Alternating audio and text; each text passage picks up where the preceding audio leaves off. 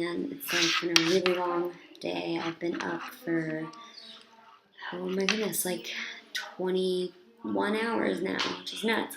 I got up around 7 o'clock because I wanted to be up for Chassidus class early in the morning, for which, what did we talk about in Chassidus today? Today, 10 July 2014, Friar David Rebbe.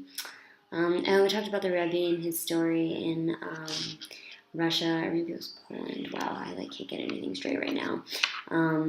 Long story short, he ended up in a Soviet jail at one point towards the end of his time in the country, after which he was released. But he was in the jail, and somebody put a gun to his head.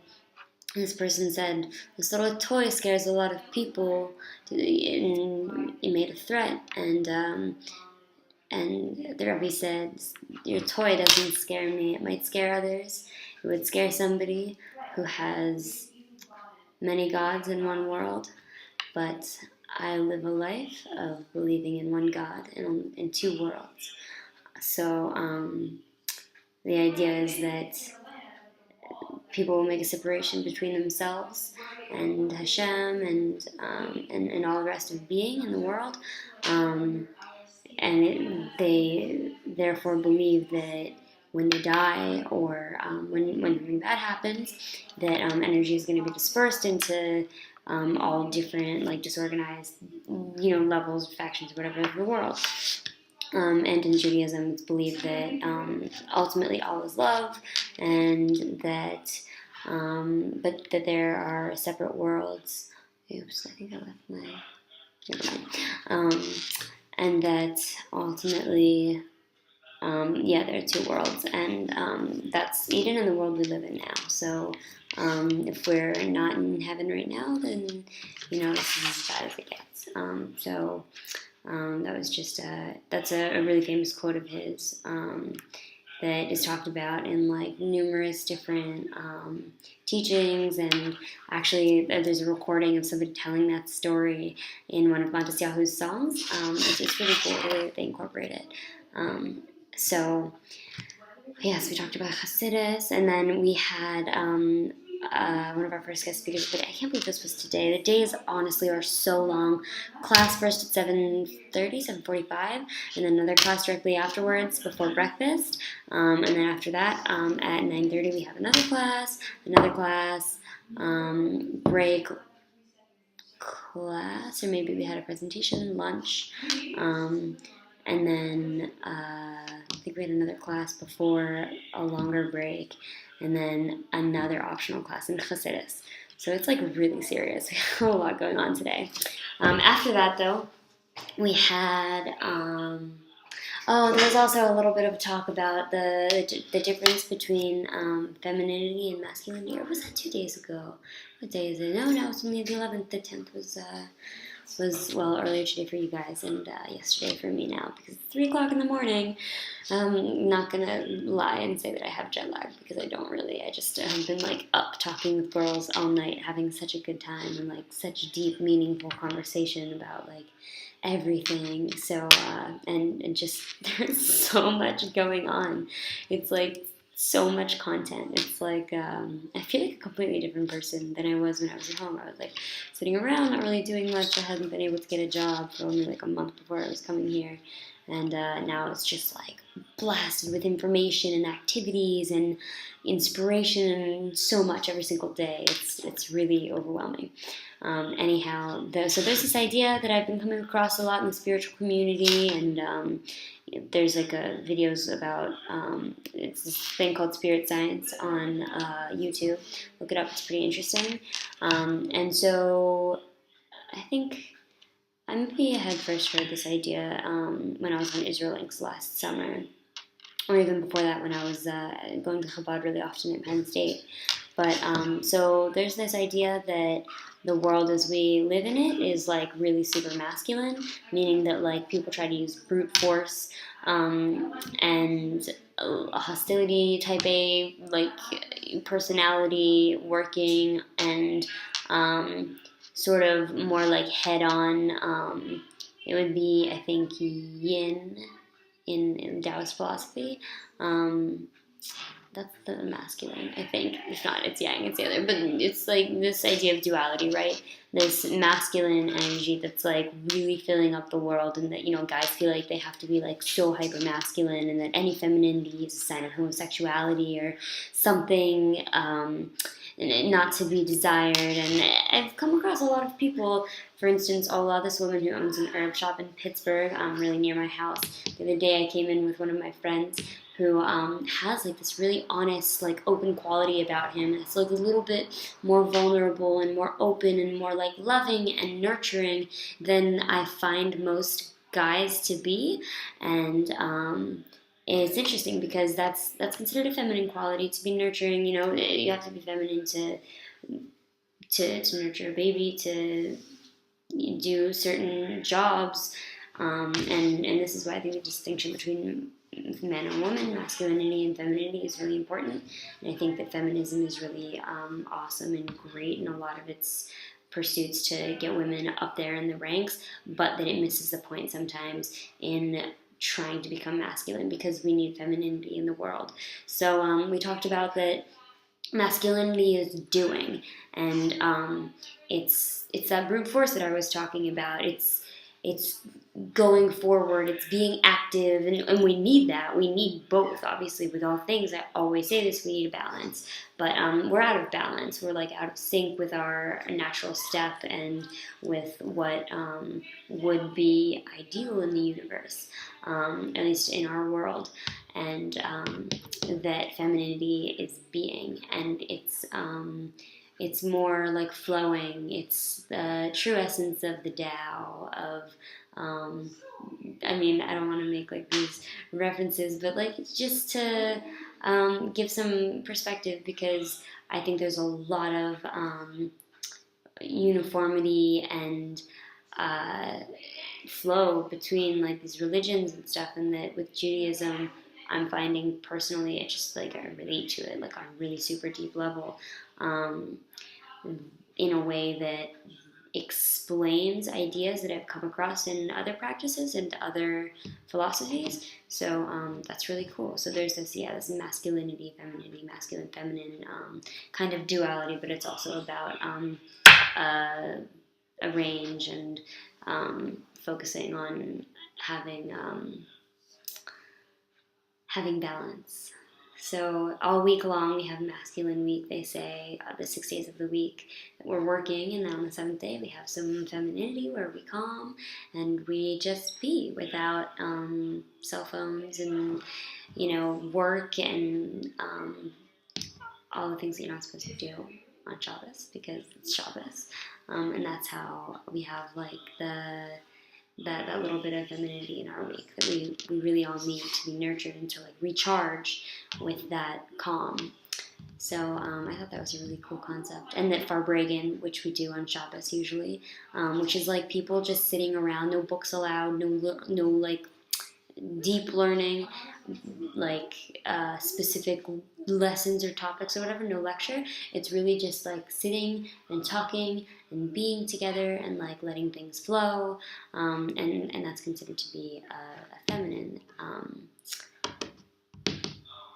aspect of interaction between people. So later on, we had a really interesting talk with Rabbi Schneur Weinberg, who's actually the reason that I'm on this program. He's the first person that ever told me about Mayanot, maybe the second. But he came when on my Israel Inc. trip on the bus to talk to us about this program, and I was like, oh, I'm really liking this Israel Inc., so I think I could probably do pretty well in another program, a month long as opposed to 2 weeks. Yeah, I love it. So that was how I eventually applied and had the miracle of coming here. But he was talking to us today about halacha, which is Jewish law, and specifically kashrut, the laws of eating clean and morally. So he pose the question and sort of steer the conversation very much towards, is vegan kosher? And for me, this like totally hits home. It's like really close to issues that I talk about and I think about often, because I'm really concerned with consumption, especially of that which constitutes our bodies, our spiritual vessels through life. So in any case, he said that with veganism,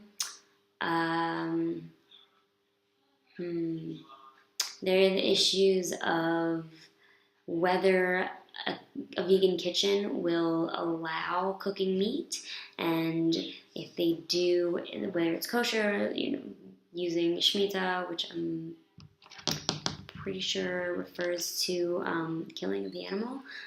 Israeli laws, specifically like for milk, there are different laws, like Chalav Israel is a certain standard for milking and keeping dairy cows. And mashkiach, which is keeping tabs on a specific place to make sure that they have, they're upholding Jewish kosher values and standards. So one thing is bugs. Bugs are really not kosher. They're like the one thing that if you see it, even if it's less than 1/60th, which is like the amount that you can have of contamination in kosher food, of non-kosher substance, usually it's supposed to be without knowing, I'm pretty sure. But with bugs, it's like zero. You can't have that. It's unacceptable. So they use beetle extract in like a lot of food dyes, in like red food coloring often, and like I've heard of this before, like insects and stuff, and people aren't making this up. So I don't know. It's kind of gross and creepy. I wouldn't like to eat red food dye because of that. But also talked about utensils, ingredients, and products, about processed foods, seasoning, and sauces, for the reason that I mentioned earlier about emulsifiers, that like often they'll use lard or gelatin that you don't know what it was made with, even if it's animal bones. It's grinded up into a powder that makes it unrecognizable from its original form, which is also a concept that makes something unkosher. So, why should you eat something that is not what it really was before? It's sort of like a form of deceit, self-deceit, if you're going to agree to say, I'm just living my life, I'm just eating, I don't want to worry about all this stuff. You don't have to worry about it. You don't have to do anything. It's like violence. It's not like you're, by like not shooting a gun, you're somehow still like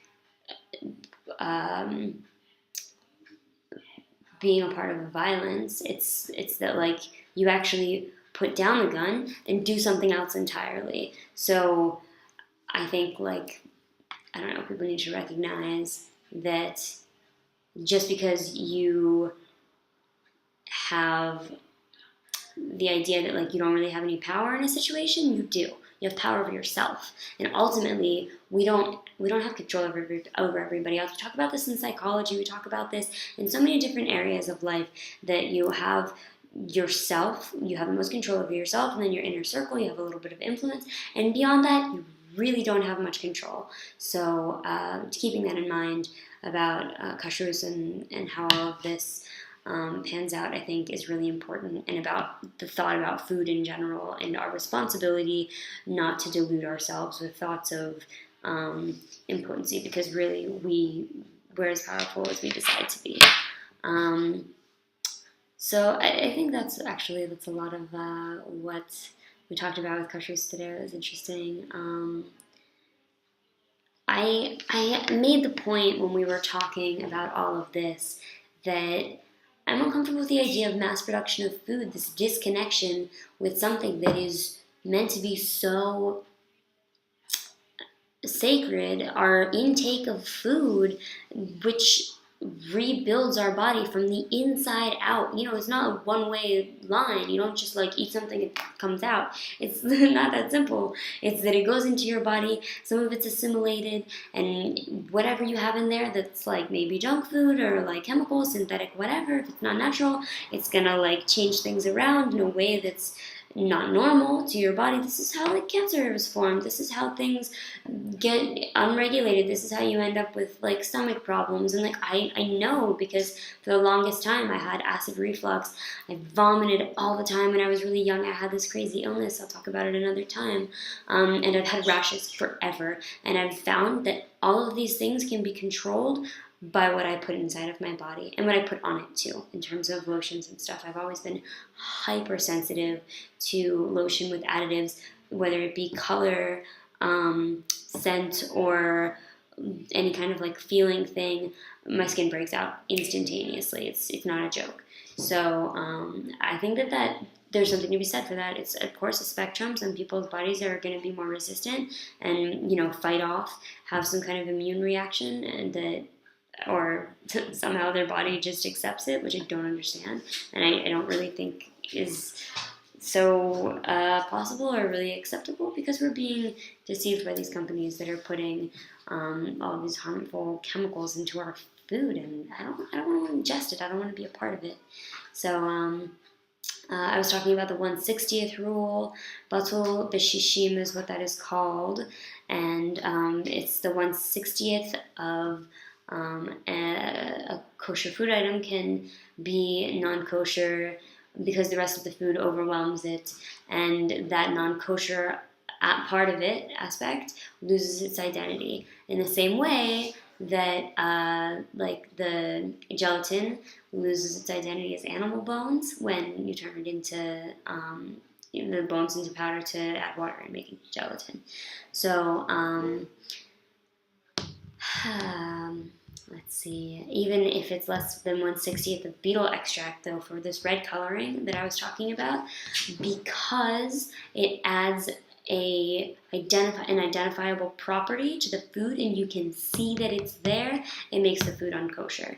It's all really complicated, but to me it kind of makes sense. It's if you recognize something about a situation such that you know that it's there, you know that for instance, something about your friend's past is making them a certain way, and it's obvious, you have the responsibility as their friend not to point it out to them, but to act accordingly, and to act compassionately and in understanding that this is a part of who they are, and not to be judgmental.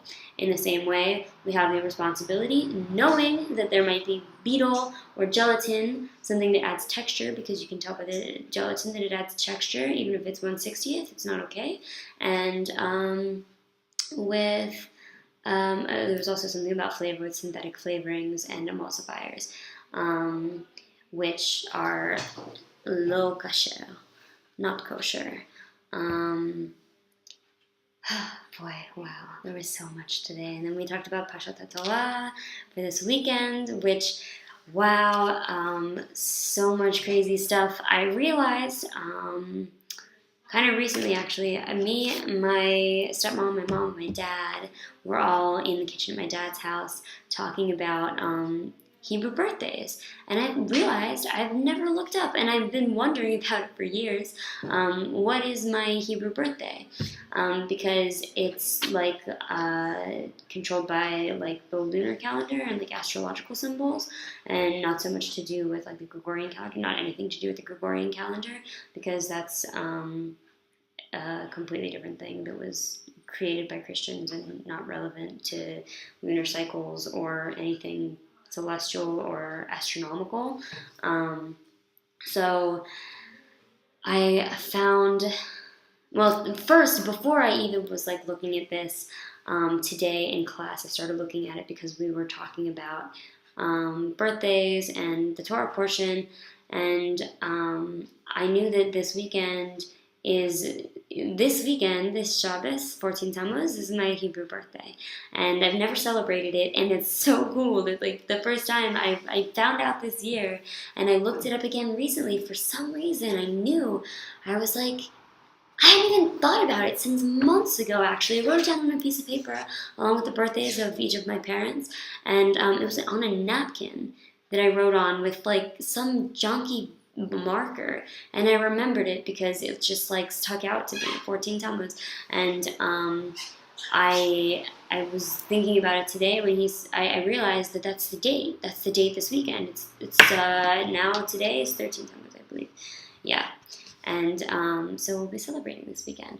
But more importantly, so that means we're talking about the Parsha of my birthday, which is like a really special thing.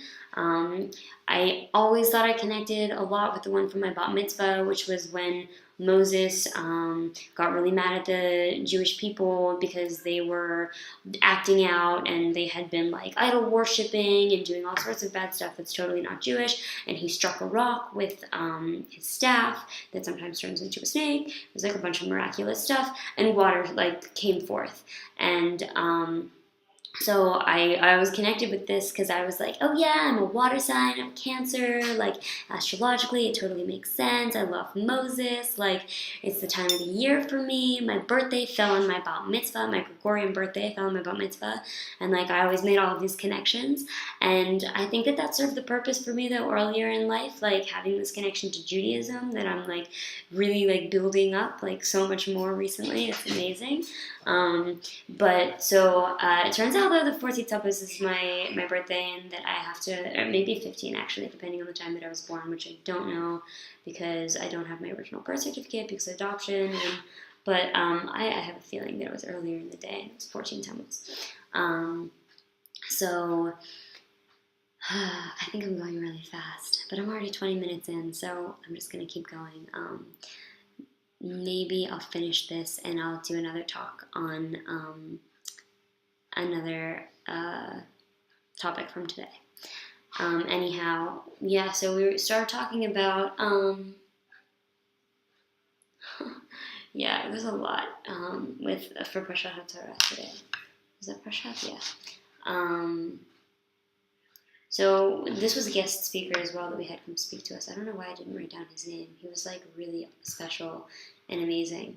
But he was telling us about finding out about his own birthday and how it connected with his life, and just how many parallels there were.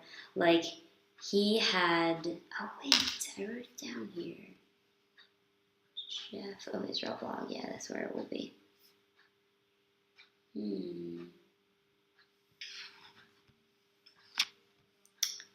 Well, I must have written it somewhere else, not in my notes. Oh wait, did I write it in my notes?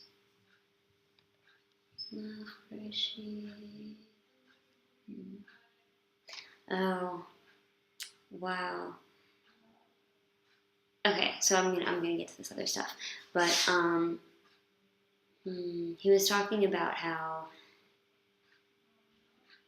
his birthday fell on. So if your birthday falls on a certain day of the year, right, and it's the same in every Jewish calendar. It's different for every Gregorian calendar. You have to pay attention to the Jewish calendar because that parsha is like what's relevant to you, and then the day of the week refers to the line of the parsha that relates to you, and then it'll have like some connection to your life. And like I guess it was the Baal Shem Tov, the founder of the Hasidic movement, was the one who, I don't think he came up with this, but he found, or somebody else found after him, it was the rabbi after him that found that his birthday had been, like, there were all these miraculous things about the lineup with his birthday and the names of the people in the parsha, the scripture that lands on the week of his birthday. I guess they didn't explain that each week there's a different parsha. We read like a different part of the Torah, and so your bar mitzvah is one, and like your birthday is another one, and birthdays are like really important in Judaism. It's a day to like it's kind of like a personal New Year. Like you make resolutions and do your prayer is like really elevated. It's really like special that day, and people's prayers for you are considered more potent, and it's just like a really special time to reflect and have some like deep, meaningful prayer and thought. So was it his birthday fell on this? Pentateuch is like Ereteuch. I don't know how it is pronounced because it's spelled different than I think it's pronounced. It's broken down that way. I'm like too tired for this right now. You can probably all tell. And I was like in class for so long today that I made all of his braids. Not that it was like boring or bad, but I was just like, like it gets a little bit like hard to sit still. I need to work on that probably. But man, I feel like I should just scratch this and start over. Everything's so disorganized. There was so much information, and I don't even know where I put down most of it today. Seriously, it's like, it's so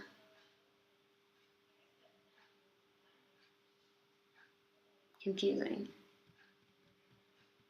So confusing. Okay, anyhow.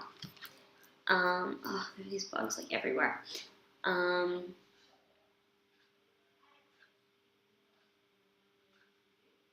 Yeah, this is a really long story. I'm going to tell it in a different talk. Most of this guy's story. He's from Palm Beach and had like a really amazing, miraculous journey to starting a Chabad house down there, or a shul. It's actually not Chabad. It's Orthodox, but not Chabad. It might be like modern Orthodox and all different kinds of people that are there. But it all started because somebody needed a minyan, which is like so cool. It's like 10 people have to be together for like Jewish men to pray certain prayers and like really get stuff done. Alright, that's all for now. I'm going to talk about a couple other things in another one. See you all in a couple minutes.